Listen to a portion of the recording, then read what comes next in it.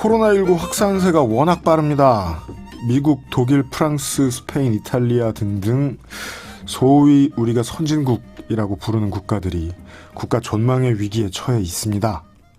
선진국도 이렇게 힘든데 의료 시스템이 취약한 나라들도 있고 국가에 있다곤 하지만은 정부의 행정력이 미치지 못하는 곳에 사는 사람들도 많이 있습니다. 더 걱정이지요. 그래서 오늘 이와 관련해서 자세한 얘기를 들어보기 위해서 국경 없는 의사회의 한성하 커뮤니케이션 매니저를 모셨습니다. 안녕하십니까? 네, 안녕하세요. 저는 국경 없는 의사회 한국 커뮤니케이션 매니저 한성하라고 합니다. 네. 국경 없는 의사회는 우리가 모르지 않습니다. 많이 들어보던 이름, 인도주의적 의료지원단체고, 제가 아는 바에 의하면은 지난 세기에는 노벨의학상 수상단체라고 해야겠네요. 네, 맞습니다. 네, 그런 곳이었어요. 근데 커뮤니케이션 매니저라는 보직이 어색하네요, 저는. 대변인인가요? 네, 국경 없는 의사회 한국의 커뮤니케이션국은 네. 전 세계의 소외된 인도적 위기에 대해서 이제 한국 대중에게 알리는 역할을 담당하고 있습니다. 네. 네, 그래서 저는 커뮤니케이션 매니저로서 다양한 콘텐츠나 미디어를 통해서 이런 인도적 위기에 대해서 알리는 역할을 하고 있습니다. 네. 위험 지역이나 저개발 지역 의료에 있어서는 사실상 본의가 어떻게 됐든 세계 최고의 전문가 집단일 거예요, 이곳이. 국경 없는 의사회에서는 코로나19 관련 대응에 대해서 한국 정부를 어떻게 평가하고 있는지부터 우선 좀 설명해 주십시오. 네, 사실 국경 없는 의사회 입장에서 한국의 대응을 어떻게 평가를 한다고 말씀드리기는 아직은 조금 어렵겠지만 우선 전염병 대응에 있어서 이제 가장 중요한 세 가지를 신속한 검사, 그리고 감염자 추적, 그리고 격리라고 보고 있는데 이거에 대해서 이제 한국이 굉장히 빠르게 대응을 했고 지금 실제로 많은 국가에서 이제 모델로 인식이 되고 있습니다. 그렇죠. 그리고 실제로 한국 정부의 대응 매뉴얼을 국경 없는 의사회 다른 국가 사무소에 참고할 수 있도록 공유하기도 했습니다. 국경 없는 의사회에서 그렇게 하고 있군요. 네, 맞습니다. 근데 모든 나라가 한국 같지 않잖아요. 네. 뒤집어 그렇죠. 얘기하면은 한국 빼고는 다 대처가 미흡하단 말입니다. 한국도 100%는 아니겠습니다만은. 그렇다면 이런 인도주의적 지원단체 국경 없는 의사회 같은 곳에서도 어떠한 지원들을 지금 하고 있어야 되는 상황이겠네요. 네, 맞습니다. 국경 없는 의사회 차원에서도 이제 코로나19에 대응하기 위한 활동을 이제 전 세계적으로 빠르게 확대를 하고 있는데요. 네. 우선 이제 코로나19로 의료 시스템 자체가 이제 붕괴 위기에 놓인 국가들이 있는데 이제 예를 들어서 유럽 같은 경우에는 지금 그런 상황인데 거기에서는 이제 병원을 지원하고 특히 이제 노숙자나 이주민 같은 취약계층을 중심으로 한 활동을 확대하고 있습니다. 네. 그리고 이제 아프리카나 중동을 비롯해서 전 세계 국경 없는 의사회가 기존에 활동을 하고 있는 지역에서는 이제 코로나19 발병에 대한 대비에 집중하고 있습니다. 네. 그래서 이제 감염 예방 통제를 강화하고 이제 예를 들면 위생 시설을 설치를 하거나 아니면 의료진을 위한 개인 보호 장비를 비롯해서 이제 필요한 물품들을 지원하고 있기도 합니다. 그런데 물품 지원은 물론 활동하는 의사 선생님들 이제 활동가시죠. 네. 그런 분들이 많다는 것도 알고 있는데 저희들이 보통 미디어에서 만나는 국경 없는 의사회는 의사 선생님이 현장에 나가서 발로 뛰고 이런 장면들만 생각하는데 실제로 의료 서비스라는 게 돈이 들고 장비가 드는 일이잖아요. 네, 맞습니다. 그렇다면 이제 제가 커뮤니케이션 매니저의 역할에 대해서 듣고 나니까 이게 궁금한 거죠. 여기 소속돼 있는 의사들이 나가서 그냥 돈과 무관하게 봉사를 하는 것과 그거 말고도 각기 이제 부자 나라들, 잘 되고 있는 나라들에 잘 안 되고 있는 곳에 대해서 지원을 해달라는 메시지를 전파하는 일도 네, 맞습니다. 국경 없는 의사의 역할인 거죠. 네, 네. 말씀하신 대로 사실 이제 코로나19가 이제는 팬데믹 정말 세계적 대유행의 상황이 되었고 그리고 이제는 정말 한 국가 차원에서 대응할 수 있는 수준이 아니라 이제 전 세계적으로 영향을 미치고 있기 때문에 이제 국제적인 대응이 절실한 시점입니다. 그럼 한국에도 뭐 좀 지원해라 이런 얘기도 하고 있겠네요. 국경 없는 의사회. 네, 맞습니다. 국경 없는 의사회에서도 이제 코로나19 대응 활동을 전폭적으로 확대를 하게 되면서 이제 코로나19 위기 대응 긴급 구호 후원이 많이 필요한 상황이고 거기에 대해서 많이 이야기를 하고 있습니다. 그래서 많은 분들께서 이제 전 세계 코로나19 대응 특히 좀 의료 지원이 부족한 취약계층을 위한 대응 활동에 이제 함께 해주시기를 바라는 마음입니다. 알겠습니다. 그럼 최근에 이제 직접적으로 대응 활동을 하고 있는 건 이제 보통 어느 나라에서 어떤 활동을 하고 계십니까? 네, 이탈리아 같은 경우에는 이제 코로나19 영향이 가장 큰 국가 중에 하나인데요. 이렇게 북부 롬바르디아와 같이 이제 코로나19가 확산한 지역에서는 이제 지역 병원을 지원하고 있고 또 자가격리자를 대상으로 이제 원격 진료 프로그램도 지원하고 있습니다. 그리고 특히 이제 고위험군인 고령자가 밀집되어 있고 이제 좀 전문적인 의료 장비가 부족한 요양시설들을 지원하고 있고요. 그리고 스페인에서도 마드리드를 비롯해서 여러 지역에서 이제 임시 의료시설을 설치하고 있고 사실 이제 병원의 수용력이 부족한 게 가장 심각한 문제인데 이 문제를 해결하기 위해서 이제 각 병원의 중환자실이나 응급실에서는 이제 중환자 치료에 집중할 수 있도록 국경업무의사회는 이제 임시 병동을 설치하거나 그렇게 해서 이제 경증 환자를 치료하는 것을 지원하고 있습니다. 그렇게 병원의 수용력을 확대할 수 있도록 지원을 하고 있고 네. 또 아까 말씀드린 것처럼 병원에 필요한 물자도 지원을 하고 있고요. 이외에도 이제 벨기에 같은 경우는 노숙자나 이주민 같이 이제 가장 취약한 계층을 지원하고 있고 그리고 아까 말씀하신 프랑스나 스위스, 그리스에서도 지원을 확대하고 있습니다. 그리고 뿐만 아니라 이제 사실 국경 없는 의사회가 가장 활동이 많은 지역은 중동이나 아프리카 지역인데 네. 이제 국경 없는 의사회가 주로 활동하는 지역에서도 이제 감염 예방 통제에 힘을 쓰고 있는데 이제 각국 보건부와 협력해서 이제 코로나19 발병에 대응하기 위한 활동을 확대하고 있습니다. 어마어마하게 많은 일인데요. 네, 맞습니다. 아주 빠르게 읽어주셨기 때문에 짧게 들었지. 이상한 지점이 이겁니다. 우리가 흔히 생각하는 국경 없는 의사회 활동은 내전 지역 아니면 이제 무정부 상태가 된 지역 네. 이런 곳들에 이제 기초 행정 서비스도 없는 곳들에 많이 달려가는데 네. 방금 들은 국가의 이름들은 우리가 흔히 생각하는 선진국이에요. 여기 가서 본활동 본래 안 하죠, 잘. 네, 사실 주로 활동하는 지역은 아니긴 한데 네. 이제 국경 없는 의사회는 국가의 이제 의료 시스템이 과부하되었을 때 개입을 하게 됩니다. 그래서 그 원칙이 되게 깔끔하군요. 그러니까 그 국가의 의료 시스템이 과부하됐다는 게 네. 의사가 한 명밖에 없는 지역도 과부하일 수 있고, 네, 맞습니다. 네. 병원이 큰 게 있는 곳도 지금 같은 상황에서는 얼마든지 과부하가 나오고 있으니까. 네. 선진국이든 가리지 않고 갈 만한 기준으로는 그게 제일 적당하겠네요. 네, 그리고 지금 이탈리아나 스페인을 비롯한 이제 유럽 국가들은 특히 이제 의료진 감염이 좀 특히 심각하고 또 의료 시스템이 정말 붕괴 위험에 놓였다고 할 수 있을 정도로 과부하되었기 때문에 이제 사회 네. 전반적으로 매우 이제 위태로운 상황이기 때문에 국경 없는 의사회가 이제 의료 시스템의 부담을 완화하고 또 특히 이제 취약계층을 지원하기 위해서 개입을 하고 있습니다. 그 WHO가 발표하고 있는 각 나라의 자료들을 모아서 보고 있을 때 가장 궁금한 게 그거거든요. 왜 돈이 많은 나라 순서대로 확진자가 많지? 돈이 많은 나라는 검사를 할 수 있구나. 그게 아닌 이상 확진자가 거의 없다고 주장하는 국가들이 다 도시를 봉쇄하고 국경을 폐쇄하고 그럴 리가 없잖아요. 그러니까 지금 다른 나라들의 확진자 수도 다시 말해 이미 있는 환자 수도 되게 많은 게 확인되고 있는 상황일 텐데 여기에는 어떻게 대응을 하고 있나요? 네. 사실 이제 최근에 아프리카나 중동 지역에서도 이제 확진자가 늘고 있는데요. 예. 그 아프리카 같은 경우에는 이제 수단이나 말리와 같은 국가에서 이제 보건 당국과 협력을 해서 이제 코로나19에 대응하기 위한 대비를 하고 있습니다. 이외에도 이제 리비아나 세네갈, 부르키나파소, 니제르, 나이지리아, 카메룬, 콩고 민주공화국 정말 여러 국가에서 국경 없는 의사회가 활동하고 있는 거의 모든 지역에서 이제 감염 예방 통제 조치를 취하고 이제 치료 센터를 설립을 하고 그리고 의료진을 대상으로 트레이닝도 진행을 하고 그렇게 대비를 사실 하고 있습니다. 특히 그리고 아프리카 이제 말리처럼 이제 아프리카 국가에서는 특히 이제 지역 주민을 대상으로 그 인식 제고 활동 그리고 인식 제고 활동이라 하면은 보통 우리가 네.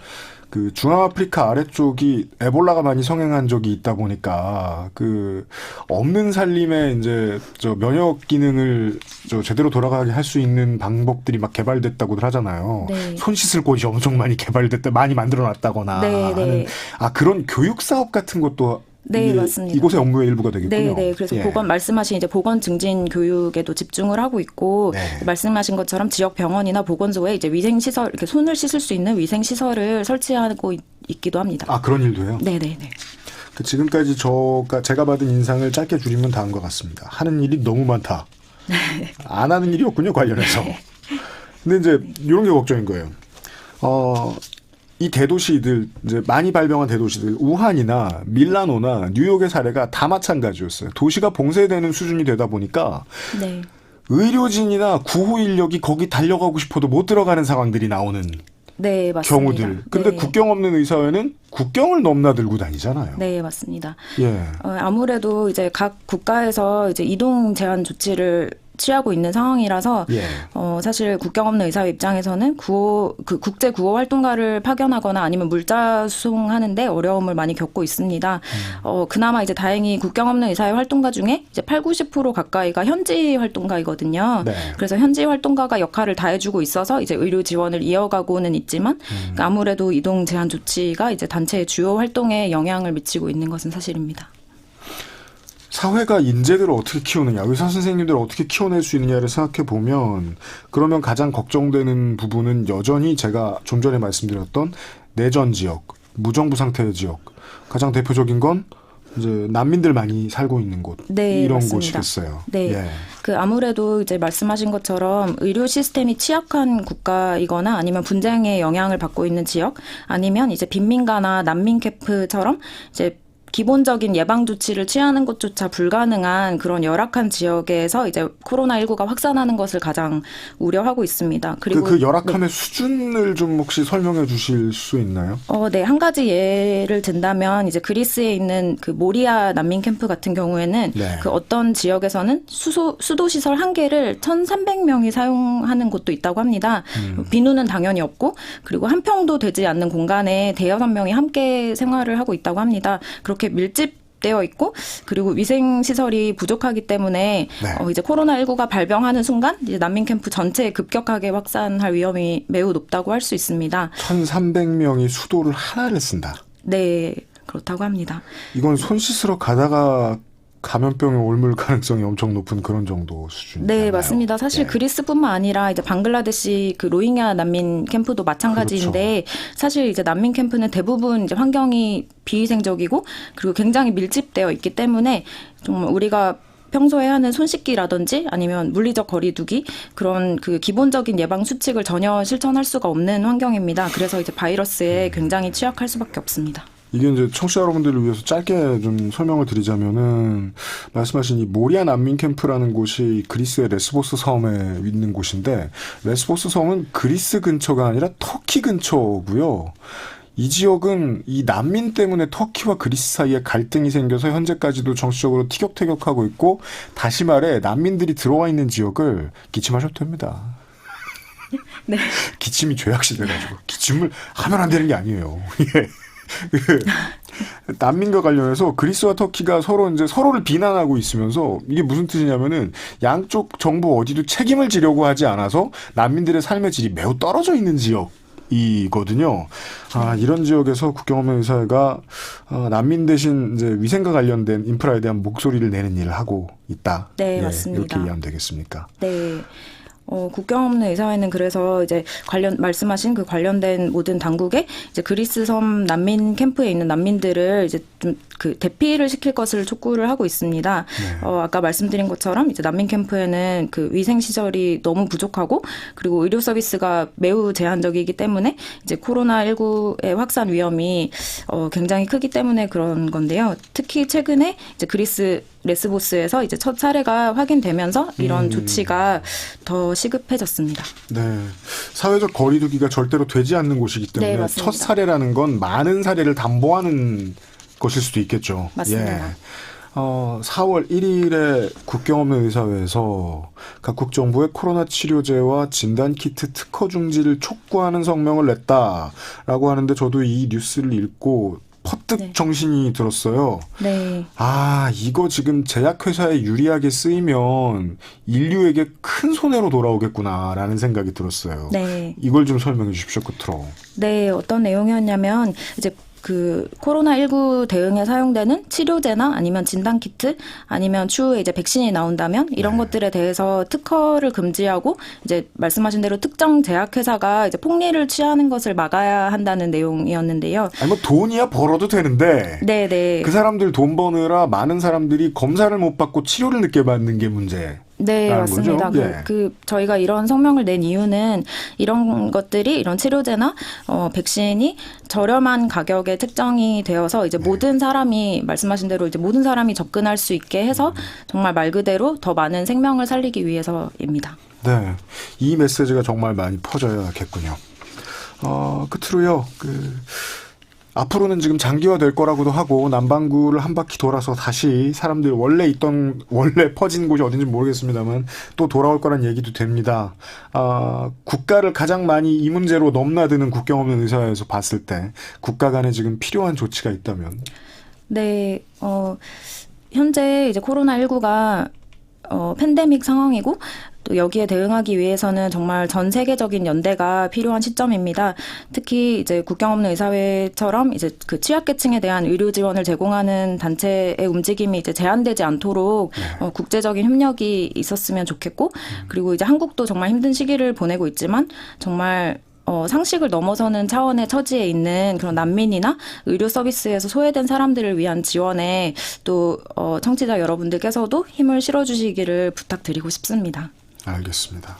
국내에서만 생각할 때는 의학 노동자들이 더 힘드니까 우리가 사회적인 거리두기를 더 열심히 하자라고 캠페인할 수 있는데 이게 범세계적으로 넘어오면 의학 노동자들이 다 뛰어다녀도 못 막는 곳들이 많으니까 시스템의 혜택을 못 받는 사람들을 돌아보자 이런 메시지까지도 확장될 수 있군요. 네.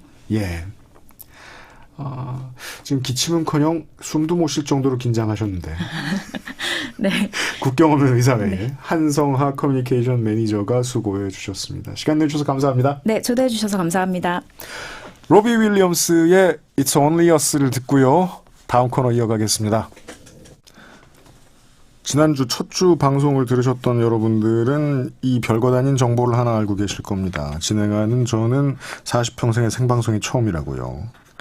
문자 대응을 그동안 잘 못했습니다. 앞으로도 제가 잘할 거라는 생각은 들지 않습니다만 작가님이 가져다 주셔서 조금 소개해드리죠. 전미숙님께서 뉴스 브리핑 아주 깔끔 간결하네요. 아마도 어제의 뉴스 브리핑을 말씀하시는 거겠죠? 한겨레 선담은 기자와 함께한 네, 과찬이십니다. 원래 저는 어투가 만연하고 지저분합니다. 최선을 다하겠습니다. 박초희님께서 헐 대박 UMC님 방송하시네요. 깜놀 대박. 네. 요즘은 팟캐스트 시대 진짜 좋아했는데 왜 과거형으로 말씀하십니까? 그 방송 저 지금도 하는데. 오늘에야 방송하시는 거 알았어요. 이제 맨날 들을게요. 화이팅. 네, 박초희씨. 주일에만 합니다. 주말이랑. 이건우님께서 의앗 유형 사진? 네, 저를 아시는 분들은 저를 이렇게 부르십니다. 네, 반갑습니다. 이 느낌표, 유형 사진 이러고 느낌표 2개 써주셨는데 이게 어떤 의미인지 알고 있습니다. 저는 지금까지 이 주말엔 CBS 대문 그림 사진을 제 눈 뜨고 쳐다본 적이 없습니다. 카메라와 제가 얼마나 많이 싸우는 사이인지 다투는 사이인지 잘 알고 있기 때문입니다. 주중에 다른 방송 주말엔 CBS로 목소리 매일 들으니 좋으네요. 이건우님 직업 있으십니까? 혹시 주말엔 CBS를 다시 듣기로 들을 수 있는 방법이나 계획은 있는지 궁금합니다. 네, cbs.co.kr 들어오셔가지고요. 오늘의 방송 선곡표 코너가 있거든요. 여기에서 해당 날짜 다시 듣기 누르시면 되는데 팟캐스트 서비스와 비슷한 서비스가 되고 있습니다. 예, 그 후에 이제 얼마나 더 많은 분들이 들으실 수 있게 하실지는 새로운 방법이 나오면 또 알려드리겠습니다. 문자 남겨주신 3분께 커피 쿠폰을 보내드리지요. 그리고 좀 전에는 로비 윌리엄스의 1998년 곡 It's Only Us를 들으셨습니다. 이 노래를 전에 어딘가에서 많이 들어보셨다 하시는 분들은 라디오에서 말고 어디서 들어보셨습니까? 새 코너를 소개해드린 다음에 말씀드리죠.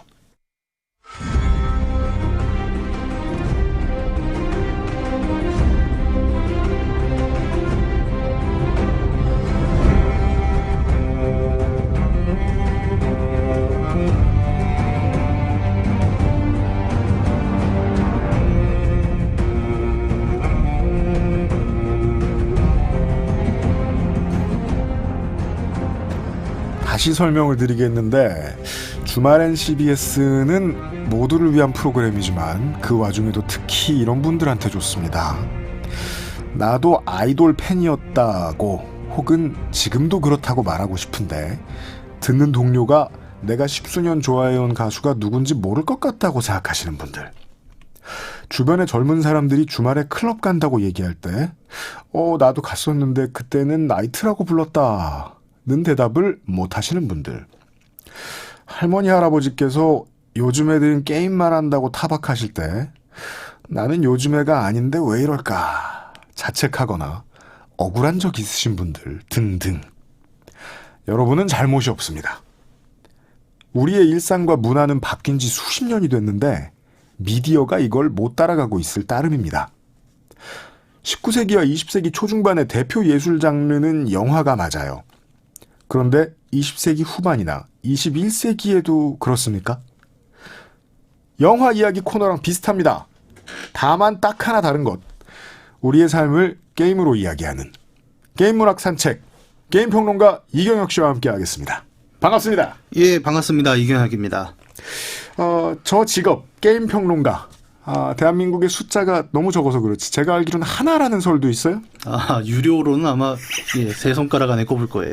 무료 직업 중에 덜어 있군요. 무료로는 뭐 누구나 할 수 있지 않겠습니까? 소프트웨어 용어로는 공개라고 하는데. 네. 이분은 전업이고, 무려 먹고 산다. 감히 제가 이렇게 소개를 해드립니다. 자랑스럽네요. 예. 잘하시기 때문이에요. 어떻게 잘하시냐? 이 게임이라는 이 문화 혹은 문학의 장르를 가지고 삶을 논평하는 데 있어서만큼은 제가 아는 한 국내 최고 전문가입니다. 우리는 코로나19 그리고 감염병에 대한 이야기를 다룬 작품에 대해서 첫 시간에 얘기를 해볼 겁니다. 네. 앞 코너도 코로나 얘기를 한참 하는 걸 제가 이제 들었습니다만. 이번 달은 어쩔 수 없어요. 예, 피할 수가 없죠. 그래서 게임 얘기도 코로나 관련된 얘기로 좀 준비를 해봤습니다. 기사를 하나 좀 봤습니다. 지난 2월에 연합뉴스 TV에서는 요런 제목으로 기사가 하나 나갔어요. 영화 속 바이러스가 점점점 그리고 전염병 게임엔 눈살. 이제 헤드라인이 이렇게 나왔습니다. 이상하게 통신사 그 뉴스들은 제목에 게임을 이야기하면 끝에 눈살 이러고 끝나요. 네, 눈살만 있는 건 아니죠. 근심, 우려 여러 가지 이제 부정적인 단어들이 좀 들어오곤 합니다. 맞습니다. 예, 기사 내용을 좀 살펴보면 코로나 여파로 인해서 이제 전염병을 다루는 콘텐츠 소비가 굉장히 늘고 있다. 이제 이런 제목입니다. 그래서 영화도 전염병 다룬 영화들 많고 대표적인 게 이제 넷플릭스의 신작 킹덤이죠. 지금 엄청 올라갔죠. 저도 이번에 챙겨봤습니다만, 네. 그래서 사람들이 이제 또 집에 또 자가 격리되어 있는 상황도 많고, 그래서 이제 격리돼서 가장 보기 좋은 건 또 대중문화 콘텐츠지 않습니까? 그럼요. 네, 그래서 그런 콘텐츠를 즐긴다. 그런데 게임의 경우는 이런 콘텐츠가 전염병에 대한 경각심을 불러일으키기보다는 굉장히 호기심, 흥미거리로만 소진하고 있다라는 이야기를 하면서 게임 하나를 예시로 들었습니다. 그 게임의 제목은 이제 전염병 주식회사라는 게임이고, 엔데믹 크리에이션즈 스튜디오라는 제작사의 2012년작 시뮬레이션 게임입니다. 8년도 더 된 작품입니다. 네, 꽤 오래된 작품인데 갑자기 이게 끌려 나와서 사람들이 이것 때문에 전염병을 매우 쉽게 생각한다라는 뉴스가 나온 거죠. 이 뉴스가 나간 직후에 사람들이 굉장히 좀 뜨겁게 반응을 했어요. 이 게임을 해본 사람들이 적지 않기 때문입니다. 네. 근데 대체로 기사에 대한 비판들이 좀 많았죠. 이 게임을 안 해보고 기사를 쓴 거 아니냐. 이 작품의 의도를 모르는구나. 네. 그러니까 사실 게임 좋아하시는 분들은 이제 전통 미디어 기자들을 굉장히 좀 무시하는 경향이 있는 게 우리가 굉장히 그러지 않아줬으면 좋겠습니다만 네. 그럴 이유를 제공하지 않은 것도 아니다. 그렇죠. 네. 앞서가는 미디어를 하는 우리는 너희가 따라올 수 없는 지식을 갖고 있지 약간 이런 뉘앙스들도 좀 있거든요. 그래서 오늘은 실제로 뉴스가 다룬 그 전염병 주식회사라는 게임이 어떤 게임이길래 뉴스는 이걸 문제 삼았고 많은 게이머들은 그게 네가 잘못된 거야 라고 이야기하는 상황이 나왔는가를 좀 얘기를 해보려고 해요. 이게 이제 영화를 보던 방식 혹은 영화를 평가하려는 방식으로 저널리스트들이 게임에 접근하면 이해 못하는 지점 중에 하나입니다. 게임은 선역이든 악역이든 그 자리에 들어가서 그 입장이 되어서 미션을 수행하는 경험이 그 장르에서 가장 중요한 문학성이기 때문에 이건 영화에 없거든요. 네. 네. 감염병의 위험에 대해서 이야기하는 작품이면 감염병이 돼볼 수도 있는 거예요. 예, 그렇죠. 예, 이 게임의 플레이 방법이나 구조를 좀 설명해 주십시오. 네. 전염병 주식회사는 PC나 아니면은 뭐 플레이스테이션이나 엑스박스 같은 전용 게임 기기뿐만이 아니라 여러분 다 하나씩 들고 계시는 스마트폰의 앱스토어에서도 사서 플레이할 수 있는 게임입니다. 아, 그렇군요. 예, 지금 뭐 운전하시지 않다면 바로 꺼내서 앱스토어에서 확인하시면 가격도 놀랍습니다. 한 900원대 정도에 나와요. 아, 공개된 지 오래된 작품이니까 네. 많이 싸졌습니다. 예. 네. 그리고 한글화도 매우 잘 돼 있어서 이렇게 게임이 굉장히 플레이가 어려운 게임은 전혀 아니고 남녀노소 누구나 할 수 있고 연령 제한도 없습니다. 굉장히 캐주얼하다는 표현을 하죠, 우리가. 캐주얼한 게임이고. 근데 이게 문제시된 게 이제 목표 때문이잖아요. 그렇습니다. 이 게임에. 네. 예, 게임의 목표가 굉장히 간단한데 뭐냐면 플레이어는 자기가 선택한 전염병을 전 세계에 퍼뜨려서 궁극적으로는 인류를 절멸시키는 게 최종 승리 목표입니다. 네. 게임을 시작하면은 이제 박테리아, 바이러스, 곰팡이, 기생충 같은 온갖 병원체 중에 하나를 내가 선택을 하는 거고, 예. 이 병원체들은 실제로 각각 실제 우리가 병원체로 우리 몸에 들어왔을 경우에 비슷한 특성들을 게임이 그려내고 있긴 해요. 스토리가 어떻게 되길래 이렇게 시작할 생각을 했을까요? 예. 일단 그 곰팡이균 같은 경우가 이제 선택할 수가 있는데, 이 곰팡이균을 선택하면은 처음에 발병한 지역의 국내 전염이 굉장히 빠릅니다. 근데 대신에 항공이나 선박 등으로 이제 해외를 나간다고 하죠. 이런 전파가 좀 어려운 부분이 있고, 바이러스 같은 경우는 이제 다른 병원체에 비해서 자체 돌연변이가 굉장히 빨라요. 이 병원체들이 각각의 속성을 갖고 있는데 그게 조금씩 진화를 하게 되거든요. 그래서 병원체가 갖고 있는 살상력, 그러니까 사람의 몸에 들어와서 이 사람을 얼마나 빨리 죽이느냐의 힘이 굉장히 빨라지지만 오히려 그만큼 인류가 눈치를 빨리 채게 되는 겁니다. 예, 그러면 당연히 이거 심각하다, 이 사람 격리한다, 치료제를 만든다, 이 동작이 빨라지기 때문에 역으로 게임이 어려워지게 되는 거죠. 아, 바이러스의 입장에서 세상을 바라보니까 그렇게 되는군요. 네. 살아남자면 인류가 잘 모르는 상태에서 쉽게 전파돼야 된다. 예, 아주 중요한 부분입니다. 그 네. 뒤에서도 또 말씀을 드릴 건데, 이렇게 자기가 선택한 병원체를 하나 고르고 나면 이제 병원체 이름도 지어줍니다. 그리고 이 병원체를 가지고 이제 어떻게 게임을 플레이할 것인가를 들어갈 때 난이도, 쉽고 어려운 정도를 선택하게 되죠. 난이도는 굉장히 재밌습니다. 그러니까 쉬운 난이도, 중간 난이도, 어려운 난이도가 있는데, 네. 쉬운 쉬운 난이도를 들어가면은 설정이 이래요. 모든 사람들이 손을 씻지 않습니다. 라는 설정이 들어옵니다. 병원체 입장에서 쉬움이라는 게 뭔지 이제 우리는 지금의 인류는 너무 잘 이해합니다. 예, 중요한 건 이 게임을 플레이하는 내 입장은 병원체를 전 인류에게 퍼뜨려야 되는 입장이잖아요. 근데 전 인류가 손을 안 씻는다라는 건 쉬운 난이도라는 거죠. 저는 지금까지 따라만 와도 이 게임이 왜 이러한 구조를 갖추고 이러한 스토리를 내놓게 됐는지 어느 정도 이해가 됐는데 네. 바쁜 기자들은 이해 못했을 수 있겠네요. 예, 무슨 바빠서 뜻인지 이해 알겠습니다. 그렇죠. 네, 바빠서. 네. 예. 그리고 아주 어려운 난이도를 선택하면은 표현이 이렇게 나옵니다. 모든 인류가 강박적으로 손 씻기에 집착한다라고 써 있죠. 아, 이건 병원균의 그러니까 저 바이러스의 입장이죠. 네. 아, 손을 씻고 그래. 그러니까요. 손을 예. 이렇게 강박적으로 손을 씻게 되니까 바이러스는 자기 자리가 없는 거잖아요. 그래서 게임 난이도가 굉장히 어려워질 수밖에 없다라는 것이 있고, 예. 또 추가적으로 난이도에 들어가는 용어 중에는 이제 아까 앞에 국경 없는 의사에도 나왔지만은 이제 의사들의 노력에도 들어가는 부분이 있습니다. 아. 쉬운 난이도에서는 의사들이 다 잠을 잡니다. 그리고 고난이도에 들어가면 의사들이 눈을 한번 제대로 못 붙이고 밤낮으로 일한다라는 표현이 들어가는 거죠. 아, 이 게임을 왜 안 해본 거예요, 기자님들은? 이렇게 유익한데? 여기까지 진행하는데 게임 진행 시간으로 한 2분 30초 정도밖에 안 들어가는데, 중요한 얘기 다 나왔어요. 예, 항상 팩트가 중요하죠. 네. 예, 이런 설정을 다 이제 마치고 나면 이제 본 게임을 시작하게 됩니다. 게임을 시작하면 지도를 펼쳐놓고 이제 나의 1호 감염자를 어디에 만들지를 선택을 하게 돼요.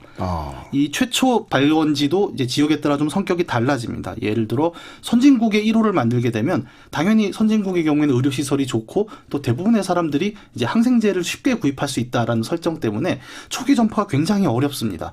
네. 면역도 많이 가지고 있어요. 네. 다른 지역에 비해서. 다만 이제 굉장히 좀 시사하는 부분이 큰 건 어떤 게 있죠? 선진국일수록 우리가 글로벌 네트워크라고 하지 않습니까? 뭐 물류도 그렇고 사람도 그렇고 계속 왔다 갔다 하잖아요. 선진국일수록.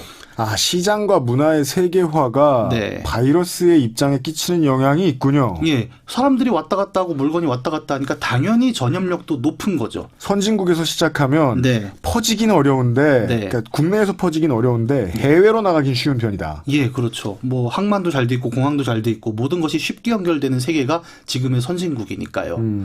반면에 이제 후진국으로 갈수록 내부 전파는 쉽지만 외부로 나가는 게 좀 어려워진다. 소위 말하는 풍토병화가 되는 이제 그런 케이스들이 나타나게 되는 거고요. 에볼라 같은 경우군요. 네. 예. 그리고 뭐 추운 지방에서 시작하게 되면 바이러스가 추운 데서만 살게 적용이 되기 때문에 더운 지방으로 또 전파가 안 되게 되고 요런 이제 난이도들을 세팅을 하면서 실제 어떤 병원균들이 우리 사회에 떨어졌을 때 어떤 식으로 전파가 되고 어디선 전파가 안 되는가라는 지리적, 문화적 여건들을 설명해 주고 있어요. 이건 방역 관련해서 공부하는 사람들 교육 교재로도 써도 되겠네요. 여튼 더 들어보죠. 네. 이렇게 첫 감염자를 선정하면 이제 국내 전파가 슬슬 이루어지기 시작을 하고 감염자가 늘어나면 늘어나는 만큼 나한테 추가 점수를 줍니다. 게임은. 그러면 나는 이제 내가 병원체잖아요. 네. 그럼 이 병원체를 가지고 더 전파를 쉽게 만들 방법 혹은 저 병원체가 사람을 더 빨리 아프고 죽게 만들 수 있는 방법들을 하나하나 레벨업을 한다고 하죠. 기술을 더 개발하게 됩니다. 그래서 뭐 전염성을 올린다고 하면 뭐 조류에게 더 잘 붙게 한다. 예를 들어. 그러면 이제 내륙에 새떼 이동, 철새 이동 같은 거에 묻어서 계속 병원균이 흩어지는 거예요. 이게 뭐 식물한테 묻어갈까, 아니면 네. 새한테 묻어갈까, 뭐 메르스로 말할 것 같으면 낙타한테 네. 묻어갈까 이런 걸 결정할 수 있다. 네, 그렇죠. 예. 그리고 이제 증상 쪽을 개발을 하게 되면 뭐 예를 들어 재채기를 더 세게 해서 옆 사람에게 침방울을 튀겨서 전염을 시킨다거나 이런 걸 자기가 선택할 수 있어요. 그러니까 에어로졸을 쓸 것이냐, 네. 아니면 다른 분비물을 쓸 것이냐. 네. 심지어 콤보도 있어서 이제 재채기와 설사를 같이 올리게 되면 그 병원체를 잡으려는 백신 연구진들이 재채기하다 설사를 해서 연구가 느려지고 또 이런 효과들도 있고요. 그걸 다 찾아내셔야 됩니다. 그런 걸. 우리 많은 시사 프로에서는요, 이 코로나19에 대해서 혹은 다른 많은 감염병들에 대해서 인류의 적이라서 어떻게 표현하냐면 국적도 안 따지고 정치색도 안 따지고 이러한 적이다. 네. 뭔가 대답 없는 적인 것처럼 이야기하는데 이 적의 입장에서 세상을 바라보는 방법도 있군요. 그럼요. 예. 그래서 병원체가 인류를 상대하기 위해서 가장 중요한 걸 이제 하나 말씀을 드리면 네. 초반부터 너무 사람을 많이 죽이면 안 된다라는 게 있습니다. 그건 왜일까요? 아까 앞에서도 잠깐 얘기 나왔지만 사람들이 이걸 빨리 알아채거든요. 이 병이 위험하구나. 그러면 인류는 지혜를 모아 대처한다. 네, 워크스루를 돌리고 드라이브스루를 돌리고 백신 개발에 많은 돈을 투자하고 빌 게이츠가 그만큼 기부를 합니다. 한국에서 그랬대 소문나면 다 따라하고. 네, 그렇죠. 예. 그래서 최대한 전략은 게임을 전 세계의 인류를 감염시키기 위해서는 조용하게 전파시키고 전파가 다 끝날 시점에 살상력을 올리는 걸 이제 사람들이 가장 많이 타는 기본 전략으로 생각을 하는 거죠. 티가 나지 않게 기저질환이 별로 없도록 장기적으로 묻어 있어야 되겠군요. 네. 요렇게 이제 게임의 얼개를 좀 간단히 설명을 드렸는데 아마 들으시면서 대충 아실 거예요. 이 게임을 왜 만들었는가가 좀 드러나죠. 그러게요. 예. 이게 완전히 이제 악당이 되는 거지 않습니까? 한마디로. 그러니까 플레이하는 걸 옆에서 보면 예. 아니 뭐 이런 천인공노할이라고 생각할 수 있어요. 네. 예. 하지만 이제 우리가 그런 얘기 많이 하잖아요. 그러니까 설득력 있는 악당이 드러내는 어떤 우리 사회가 갖고 있는 구조와 제도 문화의 허점들이 또 존재를 한다는 거죠. 마치 경찰이 그런 걸 제일 잘 이해하듯이 네. 잡으러 다니려면 입장을 알아야 될 거 아닙니까? 네. 전염병이 어떻게 퍼지는가를 가장 알기 좋은 또 하나의 방법으로 이 전염병 주식회사라는 게임은 의미를 갖습니다. 우리는 뭐 뉴스나 이런 데서 늘 지금도 재난 문제가 계속 오고 있지만 손쉽게 유의하자, 사회적으로 거리를 두자라는 이제 소위 말하는 캠페인성 메시지들을 계속 받고 있습니다만, 맞습니다. 예, 저는 그 메시지 굉장히 중요하다고 생각을 하는데 그 메시지가 주는 임팩트라고 할까요? 이것이 점점 우리는 무뎌져 가죠. 받으면 받을수록. 어느 맞아요. 순간부터 긴급 재난 문자가 오면 사람들이 하고 빨리 지웁니다. 네, 그렇게 되는데 네. 이 게임은 전염병의 입장에서 이 이야기를 다뤘지 않습니까?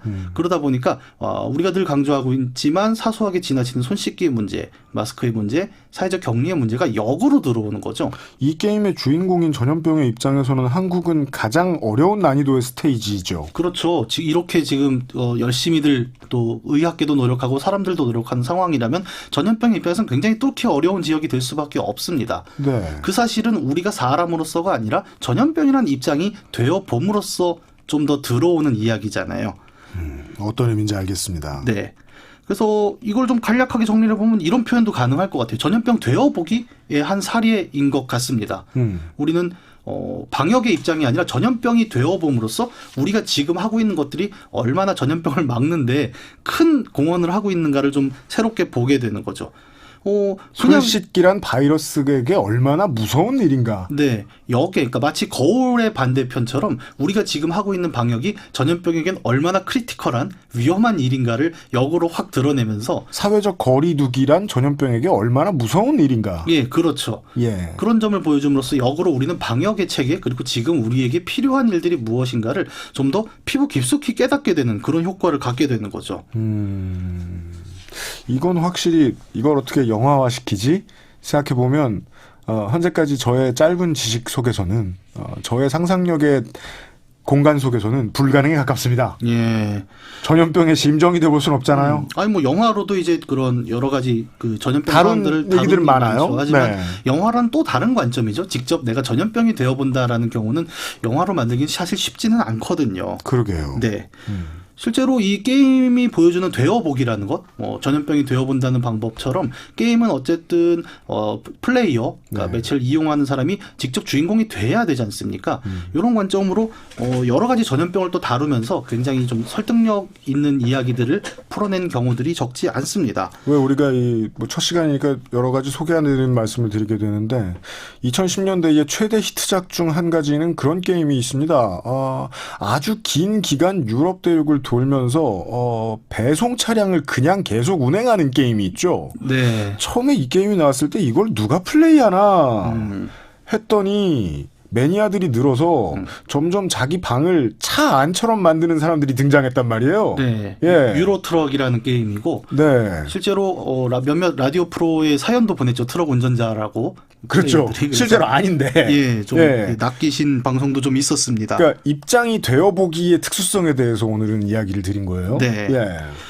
이렇게 되어보는 매체로서의 게임이 전염병을 전염병 주식회사만 다룬 것은 아닙니다. 몇 다른 가지 작품도 사례를 있어요. 좀 더 들어보면 이제 PC 게임, 디지털 게임이 아니라 보드 게임이라고 있죠. 우리가 카드 펼쳐놓고 주사위 굴리면서 하는. 말판놀이. 네. 여기에는 팬데믹이라는 이름의 게임이 있습니다. 우리 보드 게임 하면 가장 많이 알려진 부루마블 같은 게임은 이제 대결을 하잖아요, 서로. 네. 근데 이 게임은 참가자 3, 4명이 모여서 협업을 합니다. 뭐에 맞서 싸우냐면 마찬가지로 전염병에 맞서 싸웁니다. 네, 상황 카드를 계속 뒤집으면 전염병이 어떻게 확산되고 또 어떤 상황이 벌어졌는지를 계속 카드가 상황을 제시를 하면 예. 참가하는 플레이어들이 이제 연구자, 과학자, 건설자, 위생병 이렇게 역할이 있어요. 아, 그런 캐릭터를 맡아 수행하는 거예요? 네, 그런 예. 역할이 이제 자기 역할을 수행하면서 최종적으로 이 전염병 번지는 상황을 막아내는 것이 이 게임의 목표이기도 하고 굉장히 내가 방역 담당자로 시작하면 계속해서 나는 그 일을 열심히 해야 돼. 네, 그렇죠. 네. 각자 이제 좀 협력을 해줘야 되는 구조로 돼 있습니다. 직접적으로 전염병을 다룬 건 아니지만 이제 라스트 오브 어스라는 플레이스테이션 게임의 경우에는 네. 인류가 동충하초 같은 비슷한 이제 진균류 병원체에 감염이 돼서 큰 버섯이죠. 네, 좀비가 되는 상황을 보여주는데 이것도 이제 전 세계적 팬데믹을 어느 정도 컨버전한 이야기가 되고요. 네. 되게 유명한 월드 오브 워크래프트라는 게임에서는 이제 오염된 피 사건이라는 사건이 있었는데 간단하게 말씀을 드리면 이제 끝판왕이죠. 보스방에서 전염병이 하나 이제 만들어지는데 원래 그 보스방을 벗어나면 없어져야 되거든요. 그렇죠. 근데 이게 마을로 묻어왔어요. 그래서 마을에 서 있는 상인, 여관주인 그리고 심지어 모든 플레이어 캐릭터가 다 전염병에 감염돼 죽어갖고 맞습니다. 예, 전 서버가 폐허가 되는 사태가 벌어졌는데 이게 굉장히 좀 흥미로운 어떤 전염병 전파의 사례가 돼서 관련 논문만 한 100여 개 이상 검색될 정도로 연구 대상이 되기도 했지요. 네. 유명한 이야기예요. 네. 와, 또 시간 다 썼어요, 우리. 네. 근데 지금 첫 방송이 오늘이 된 게 의미가 나름 없지 않은 게요. WHO가 지금 전염병 확산 방지를 위한 대책으로 물론 손 씻기도 있고 물리적 거리두기도 있습니다만 게임해라. 라고 권장하고 있습니다. 네, 플레이 투게더라고 아예 이름이 나왔고 지금 그 게임을 하면서 사회적 격리를 유지하자는 캠페인이 나왔는데 네. 바로 2019년 5월까지만 해도 WHO가 게임 이용 장애다, 게임이 질병의 일종이다라고 선언을 해서 좀 문제가 된 적도 있었는데 또 이 상황에서는 게임더러 지금 구해달라고 다시 손을 내밀었어요. 네, 또 이런 기회는 저는 게임을 이용해서 좀 굉장히 사회적 격리 지루하잖아요. 저도 지금 오랜만에 바람 쇠러 나왔는데 네. 그 지루한 상황을 버텨내기 가장 좋은 매체가 또 게임 아닌가라는 생각도 듭니다. 그렇습니다. 네. 네. 게임 문학 산책 첫 번째 시간이었습니다. 적절한 시간에 적절한 작품에 대해서 이야기를 드렸습니다. 여러분은 어떻게 들었을지 모르겠습니다. 문자로 견해 남겨주시고요. 게임평론가 이경혁 씨를 격주로 다다음 주에 다시 만나 뵙겠습니다. 오늘 수고하셨습니다. 예, 감사합니다.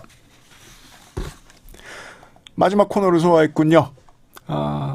금주 주말엔 CBS 이틀간 들어줘서 감사드리고요. 오늘의 끝곡은 코리 하트의 Never Surrender입니다. 절대 굴하지 않겠다면 제목이죠. 특히나 백신 없는 감염병에 절대 굴하지 않겠다면 다른 어느 때보다도 외로움을 잘 다스릴 필요가 있겠습니다. 정신건강에 유의하시고요. 라디오는 이럴 때 도움이 조금 됩니다. 게임도 꽤 도움이 되고요. 프로듀서 이광조, 대본의 김보경, 저는 유승균이었습니다. 다음 주에 다시 인사를 드리도록 하겠습니다. 그리고 기술의 임병호, 김광성이었습니다. 이 양반들이 방송을 다 만들었고요. 유승균은 진행만 열심히 했습니다. 안녕히 계십시오.